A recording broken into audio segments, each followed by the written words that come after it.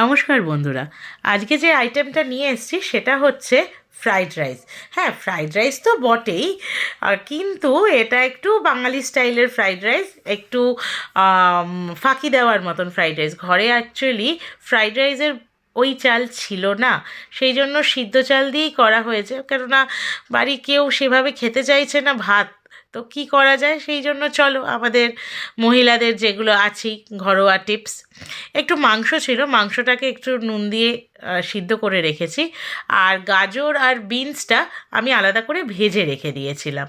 এবার কড়াইয়ে একটুখানি তেল দিলাম, তেল দেওয়ার পর ডিমটা দিলাম, ডিমটা ভুজিয়ার মতন করে একটুখানি ভেজে রেখে দিলাম। তারপর আবার তেল দিলাম কড়াইয়ে, একটু সাদা তেল। তারপর একটুখানি পেঁয়াজ ছেড়ে দিলাম। পেঁয়াজটা হালকা করে ভাজা হতে হতে সেটার মধ্যে লঙ্কা কুচি একটু দিয়ে দিলাম। তা আমার মতন এই রকম গচি দেওয়া কাজ তোমাদের মধ্যে কে কে করো বলো তো? ঘরে যখন বাচ্চারা আর অন্য কিছু খেতে চায় না, কিন্তু কিছু একটা বানাতেই হবে ঘরোয়া জিনিস দিয়ে, এরকম চটজলদি। আমি তো ফ্রাইড রাইস বানাই, আরও কয়েকটা জিনিস বানাই, অবশ্যই দেখাবো। তোমরা কে কী বানাও একটু জানিও তো, তাহলে আমিও ট্রাই করব।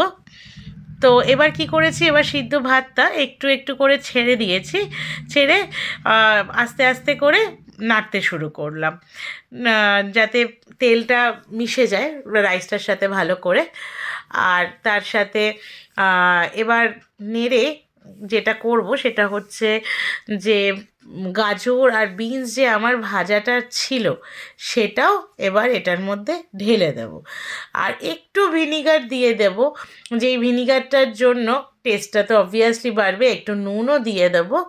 হ্যাঁ, আর এবার তারপর আবার একটুখানি নাড়ানাড়ি করে নেব যাতে সব কিছুর সাথে সব কিছু ভালোভাবে মেশে। হ্যাঁ, তো আর আমার কাছে সেই মুহূর্তে রসুন কুচি ছিল না, রসুন কুচিটা দিলেও বেশ ভালো লাগে। তো আমি এরপর একটু সস দিয়ে দিলাম। একটু সস দেওয়ার পর এটা টমেটো সস রয়েছে, যে যেমন ঝাল খাবে সেই অনুযায়ী চিলি সসও দেওয়া যাবে, কোনো অসুবিধা নেই।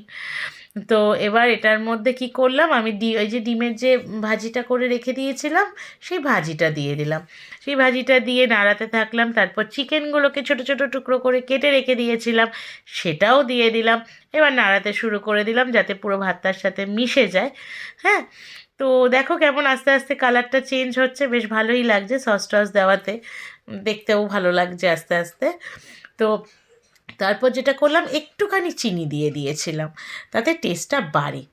ঠিক আছে, তো এরপর করতে করতে আমি যে গাজর আর বিনস ভাজাটা ছিল সেটা আমি দিয়ে দিলাম, দিয়ে নেড়ে বেশ সব কিছুর সাথে সব কিছু মেশানোর পর দেখো এরকম একটা লুক এসছে। কেমন হয়েছে জানিও, ভালো লাগলে